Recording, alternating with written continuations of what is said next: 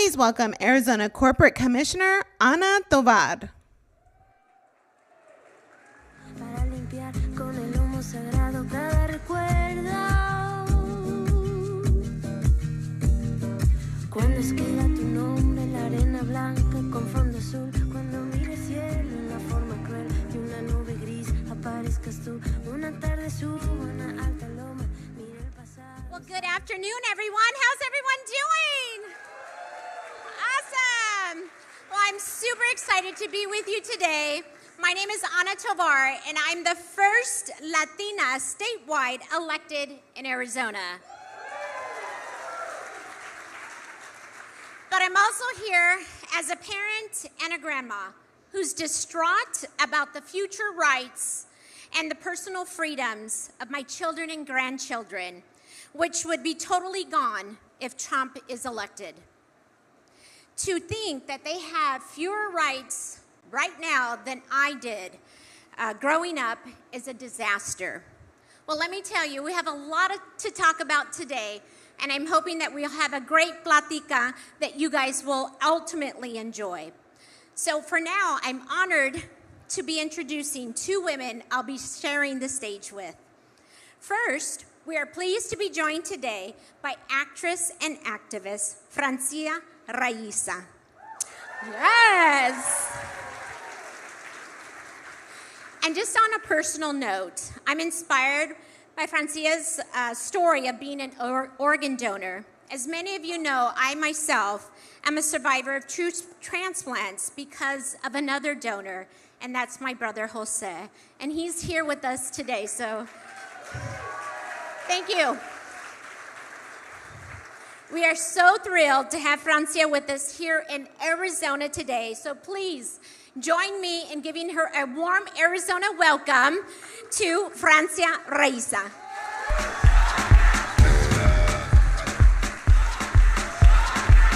You're a good soldier, choosing your battle. Pick yourself up and dust yourself off and back in the saddle. You're on the front line, everyone's watching. You know it's serious, we're getting... Oh, they cut it off. All right. No dancing just yet, but we'll do get some there. dancing. It's a Latino event. We have to. I heard Selena Quintanilla earlier. Come on. Bidi bidi bam bam. And of course, it is ultimately my great honor to welcome back to Arizona Vice President Kamala Harris. I got excited. My bad. I've been inspired by Vice President Harris since her elected service back in California. For me, she is the epitome of bringing people together and fighting to advance opportunities for all. Throughout her career, Vice President Harris has led the fight for freedom to live safe from gun violence, the freedom to vote, and the freedom to drink clean water and breathe clean air. Yes. Especially relevant today is that the Vice President is a fighter for women's rights to make decisions with their own bodies. She's been traveling across the country, meeting with patients and providers to uplift the voices of those harmed by Donald Trump's abortion bans. Oh, yes. She's been working very, very hard. As many of you heard today, she's across the country today, and she's here in Arizona. Alongside President Biden, Vice President Harris is fighting for reproductive freedoms. This is why in this election, we will be re-electing President Biden and Vice President Harris.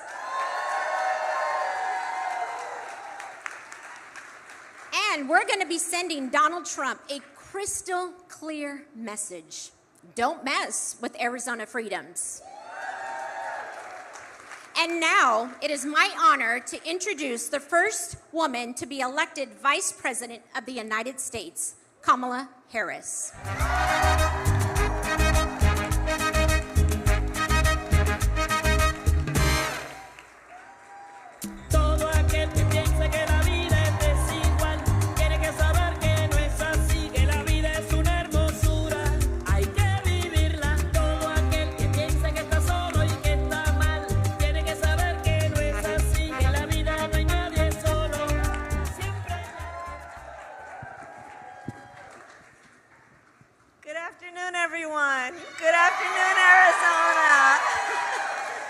good to be back. It's really good to be back. How cool is this? Our first female vice president, Kamala Harris. Latinas, this is incredible. Not the last. Not the last. Not the last, absolutely not. We're just getting started, girl, which is why we're here. And it's so insane that I got called to do this. You've been traveling a lot. You were in Maryland. I was actually in New York yesterday seeing that you were going to be doing an interview at 9 a.m. Eastern time, and I went, no, she's not. I'm going to be with her. What? So I'm sure you're tired. And, you know, it's crazy. You know, Anna mentioned earlier that I'm an organ donor. I donated a kidney about 7 years ago. And when I made that choice, I was told, just know that when you decide to get pregnant, you're going to run a high risk of preeclampsia. And because I have rights, I said, I'm willing to go through that because my doctors are going to take care of me. Yeah. And 2 weeks ago, I found out that not only did I make that decision, but I have PCOS and endometriosis, which is why I'm here. All the pain I've been going through and why my periods have been so bad, I'm like, okay, what is going on? And to hear that someone is prideful and trying to take our rights about such an important decision. And again, you have been traveling so much. Thank you so much for being here. But how do you see this moment? How did we get here? So, first of all, thank you all, everyone, for being here. This is a moment. This is a moment that requires all of us to be as active as you are being. None of us can afford to passively sit by and watch this happen to the people of America, to the women of America. And the way, and thank you both, Anna, Francia, I mean, thank you for being here and traveling to be here and all of the leadership you're providing in the state. Listen, let's just level set. 2 years ago today, the highest court in our land took a constitutional right that had been recognized from the people of America, from the women of America. And thereafter, in state after state, laws have been proposed and passed that criminalize healthcare providers. You know, in Texas, they provide prison for life for a doctor or nurse who provides healthcare. Laws that punish women, laws that make no exception even for rape or incest. And you know, many of you know, I started my career as a prosecutor. One of the reasons why is the story I've just been telling more, but my best friend in high school, I learned, was being molested by her stepfather. And when I learned, I said to her, you have to come live with us. I called my mother. My mother said, of course she has to come live with us, and she did. The idea that these so-called leaders would say to a survivor of a crime of violence to their body, a survivor of a violation of their body, that that survivor has no right or authority to make a decision about what happens to their body next, that's immoral. And that's what's happening in our country. What's happening in our country? Women going through miscarriage, going to an emergency room for care, being denied care because the people at the hospital are afraid they'll be criminalized for providing care. Women who, not until they develop sepsis, are receiving care, emergency care. And I think most Americans in my travels agree that one does not have to abandon their faith or deeply held beliefs to agree the government should not be telling her what to do with her body.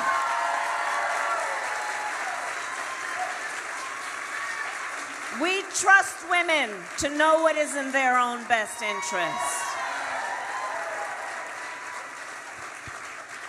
And so this is where we are. And 40% of Latinas in reproductive age live in a state with an abortion ban. So, and not to mention, if you look at the majority of black women live in the South. Every state in the South except for Virginia has an abortion ban. So understand how it is affecting specific groups of people. Understand that the majority of women who seek and receive abortion care are mothers. You know, on public policy, I always, you know, the people who are on my team, especially the younger people, I say, always on public policy, sit back and ask yourself, how will this impact a real person? So let's think about this. She's a mother. God help her if she has paid family leave. God help her if she has affordable child care. God help her if she lives in a state with the ban that she has some extra money to afford a plane, bus, or train ticket to go where she has to go. And then think about what that means.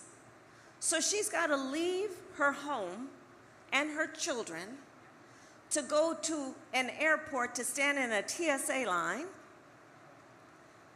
to sit on a plane next to a perfect stranger, to go to a city where she's never been without probably her friends, because her best friend's taking care of the kids, to go seek this care, and she's got to get back immediately, and then get back on that plane and go, think about what this is meaning for real people every day. And so that's why we fight. And that's why we stand together and say, we're not having this. We're not having this. It's not okay. It's not okay. It's not okay. And since the Dobbs ruling, it felt like overnight, state after state just started banning abortions, and they're not stopping. On my way here yesterday, that's all I saw on the news. What's his face? You know who I'm talking about. I'm going to make this a nationwide ban. Why are we celebrating this? So with all that in mind, what's next? Where are we going? So to your point, who is to blame? What's his face? Well, we know. The former President, Donald Trump, hand-selected 3 members of the United States Supreme Court with the intention that they would undo the protections of Roe v. Wade. And they did as he intended. And now we see these laws. And here's the thing. Donald Trump says he is proudly responsible for what he's done. Proudly responsible that our daughter has fewer rights than my mother-in-law. Proudly responsible doctors can be imprisoned. Proudly responsible that access to in vitro fertilization is now at risk. Access to contraception is now at risk. That women are, like the woman I was with this morning at the event in Maryland, she and her husband have gone through torture because of a denial of care. And so let's understand the connection between this issue and elections, because Joe Biden has been very clear. When Congress puts back in place the protections of Roe versus Wade, he will sign it into law. Amen.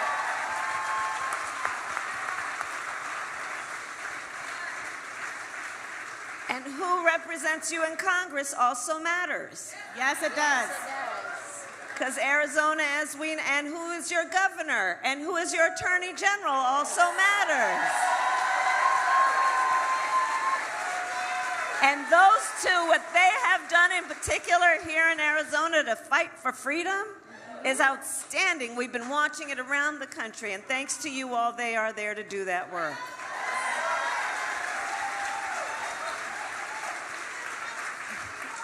Vice President, you just mentioned, our Governor Katie Hobbs and Attorney General Chris Mays, and they've been trailblazing and fighting the ridiculous bills that have been in the legislature. But I would definitely be remiss if I didn't recognize all of our legislators and senators that are equally as passionate, that are there day in and day out fighting for women, because these are people that they know in their communities.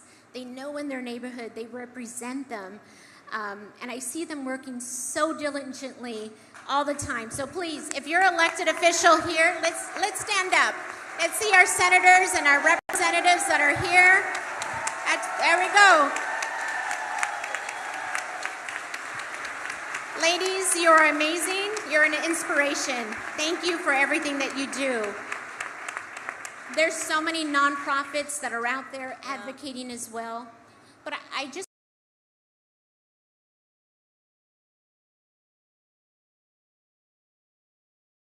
the state of Arizona 3 times. Francia and I were talking in the back because we were just like, we don't know how you do it. The first thing I asked is, how do you stay healthy? I'm tired. Well, I work out in the morning. Probably I at think 3 it's a.m. important to eat breakfast. It's like you were on the news at 9 a.m. in Maryland. When did you work out? Wow. Yeah, no, I started in D.C. this morning, then Maryland, and now I'm here, and then I go to California. So it's, I've taken over 60 trips in the first months of this year, and traveling the country, and here's what I want to bring to you, maybe notes from the field, if you will. There is a movement afoot, and we are all part of that movement. You know, the people who were the leaders of this movement that got Roe to be the law of the land for 50 years, they have passed the baton to us. Yes. And the question is now, while we are carrying the baton, what are we doing with it? And I know we are taking our role and responsibility seriously. And notice what's been happening since 2 years ago when this decision came down. From Kansas to California, Ohio, Virginia, Wisconsin, in Montana, in so-called red and blue states, when freedom was on the ballot, the American people voted for freedom. Voted for freedom. And that is also telling us this is not a partisan issue and doesn't have to be a partisan issue. Momentum is on our side. We as Americans feel very strongly about our freedoms. And this is an issue that impacts all of us regardless of gender. Because for a number of reasons, whether it be because you have women in your life who can be directly affected, or whether it is you care about one of the foundations for who we are in terms of how we represent ourselves and what we think of ourselves as Americans. Or whether you just think about it from this way. Think about the notion and the fact.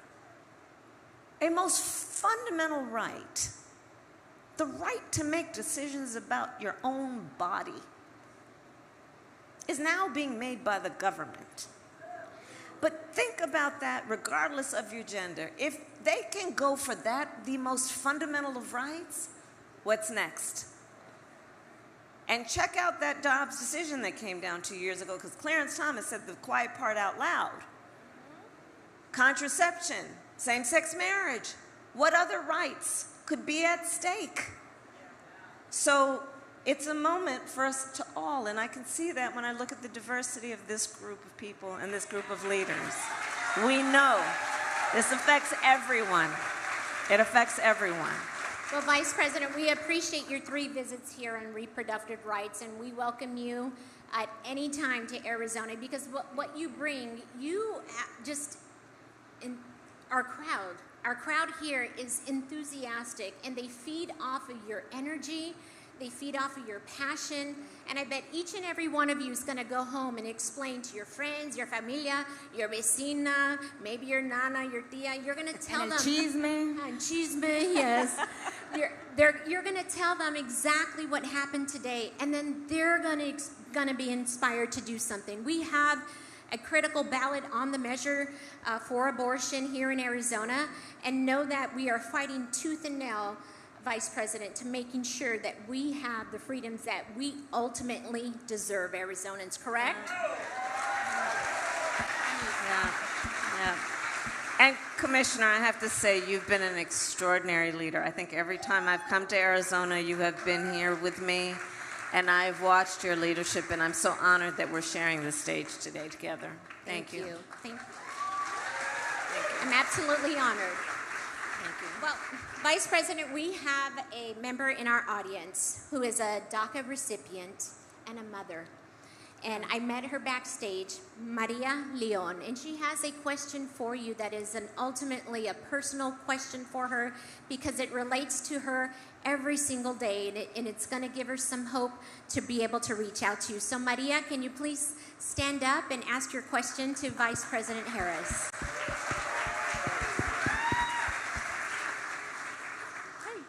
I'm a proud DACA recipient who is graduating from nursing school next year.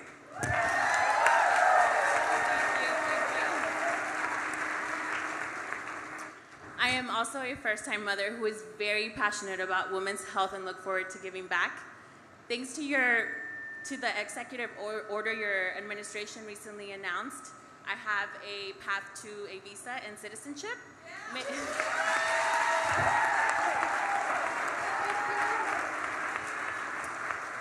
May you please tell me more about why you and President Biden took this action? Yes. Well, first of all, as I said to you when we got together earlier, congratulations on everything you have done and achieved and earned. You are extraordinary. And one of the things that I said to Maria, she has decided she wants to answer a calling to enter a profession that is about healing and lifting people up and taking care of them. And you have already and are prepared to give so much. And the least that we can do as a country is recognize who you are and your value to all of us. And that's part of the reason behind the executive order that the president most recently announced. There are two components to it. One is for spouses, so undocumented spouses of American citizens, that they will now have an expedited way to apply and not have to leave the country to do it and not risk deportation. And this protection applies to their children as well. And then the second is for our young people and our dreamers and understanding that they who have done so much and contributed and have just shown how incredible they are, that they should be rewarded for that excellence. And so that is what we have done. And for each population, we expect that about 500,000 people will directly benefit. I'll make sure that we give everyone information as you're leaving about the websites, so anyone who can qualify. Because the one thing I'd ask, there's just an extraordinary group of leaders here, that let's help get the word out so that we can bypass the misinformation and disinformation that can happen in moments like this. And so we'll get that out to everyone. But that's and the point behind the policy is also this. Joe Biden and I believe very strongly we should keep families together. And unlike the previous president who was into separating families. And there is something that is just very basic about an approach that also understands we've got to fix this system. After we were elected, right after our inauguration, the first bill that we offered, the first of anything, before infrastructure, before the Inflation Reduction Act, before the Chips and Science Act, you see I'm going through accomplishments. Go ahead.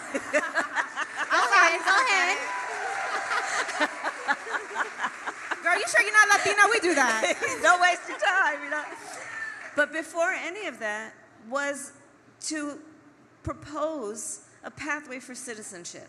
And they wouldn't take it up.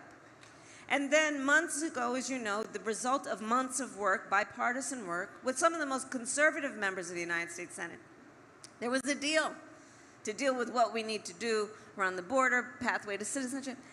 And they get a call from Donald Trump, who says, don't take it up. Because, you see, he would prefer to run on a problem instead of fixing a problem.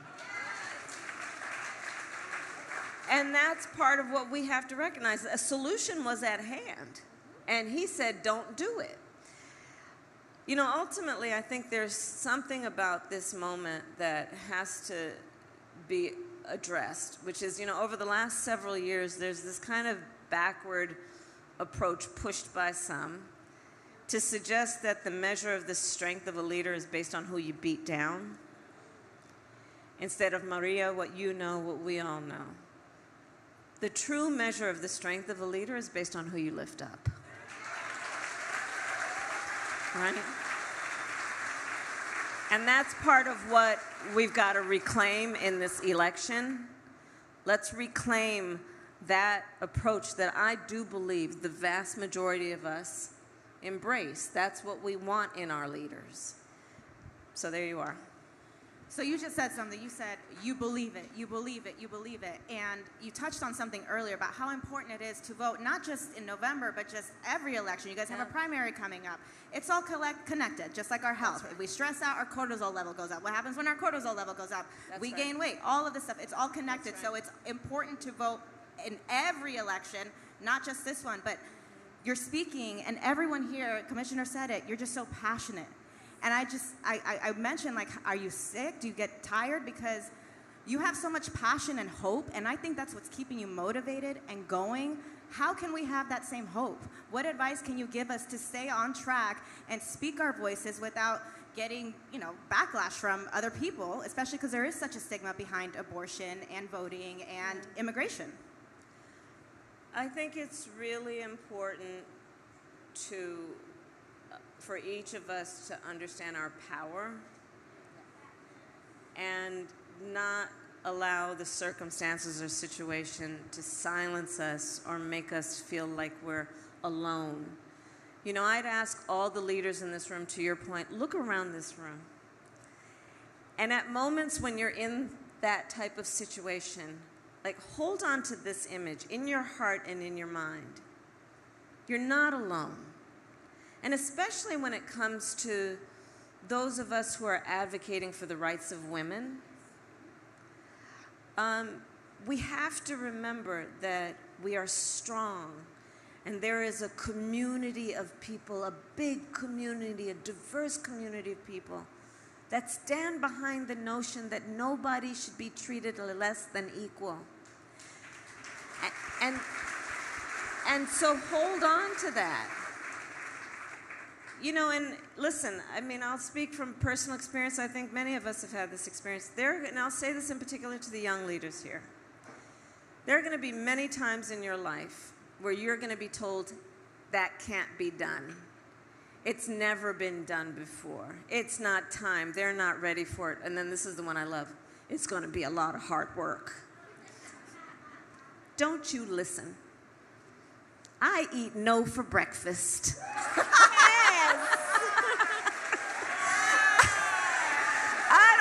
No. Don't you hear it? Don't you hear no? And many times you will also be in a situation where you may be the only one who has a perspective or an experience or looks like you. You've got to know everybody here is cheering you on when you're in that room.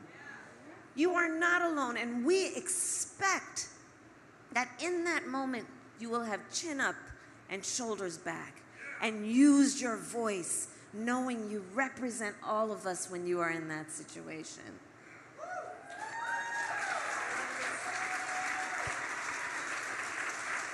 Vice President, I'm looking at the crowd and I'm seeing a lot of the women here that have inspired me to be where I am today. Yeah. And I know that there were many before that trailblazed, that didn't have a title, that didn't run for election, but they ultimately opened doors and windows for us to be here today. That's right. And to continue to speak our mind, to speak our voice.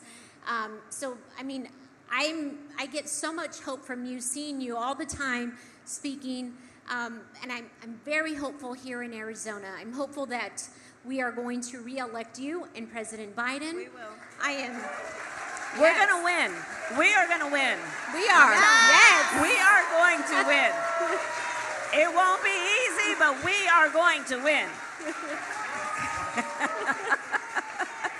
I'm also hopeful to everyone that is running on the ticket right now in regards to how they feel about women and women's rights and freedoms, and ultimately our democracy as a whole. Everything right now is on the line come this November. And I know one person that I'm ultimately trying to make sure that he becomes our next senator in the state of Arizona, and that is Ruben Gallego. Ruben Gallego! Yes. He is going to win. And you are going to make it so. We have a lot of work to do, but I know each and every one of us here is going to roll up our sleeves, and we're going to take your inspiration day in and day out, and your words of wisdom of knowing, like, hey, we're not alone. just imagine this group looking at each other, supporting one another, right. and knowing that we can do it. That's right. And we're all going to eat no for breakfast. Órale, órale. Eat. That is ultimately right. So I know we have a couple of minutes more, Vice President, and we don't want you to leave early, do we? Maybe if you can give us some of your insights of maybe of what you're thinking, what happens now until November. Because there's a lot of major decisions that are going to be coming down, a lot of initiatives that President Biden and you are working on. Let us know how, first, educate us, empower us, and let us know what we can do to help. So, thank you.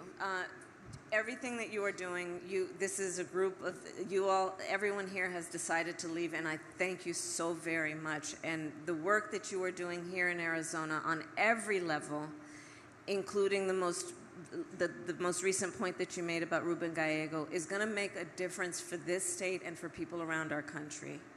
And know that your work then has meaning. We have 134 days to go.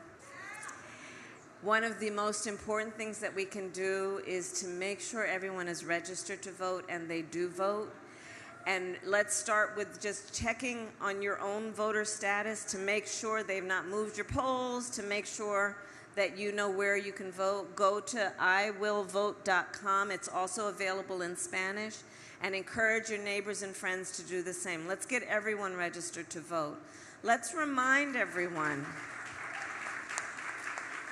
this election is going to determine the trajectory of our country for generations. Many of us have worked on these elections every 4 years, and we say, this is the one.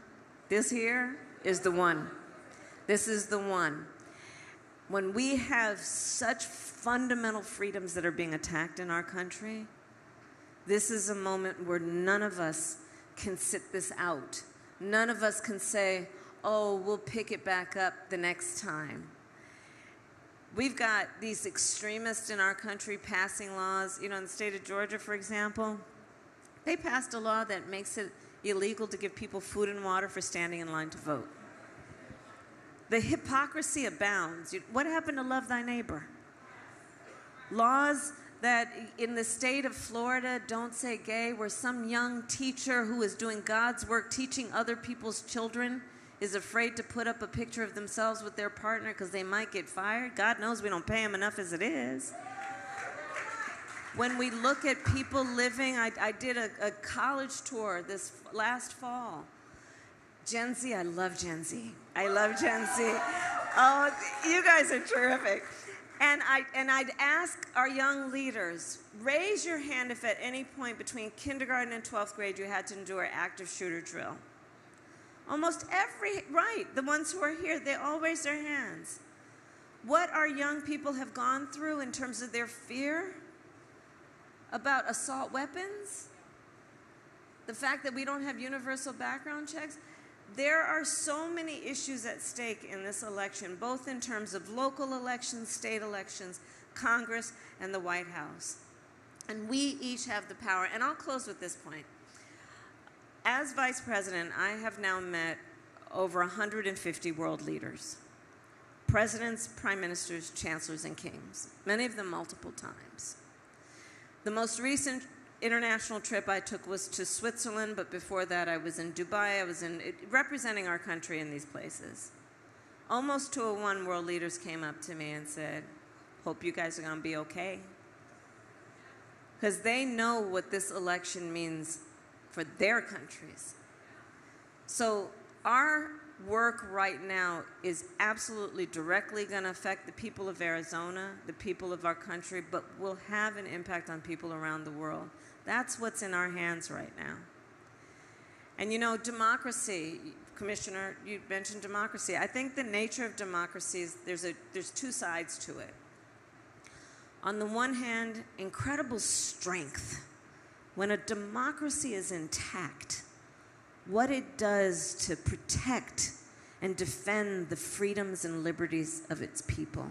Incredible strength in what it can give its people. And it is very fragile. It is only as strong as our willingness to fight for it. And so fight we will. And when we fight, we win.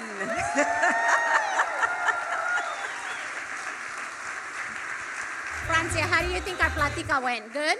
Our plática went pretty good, I would say, right? You guys agree with that? Yes.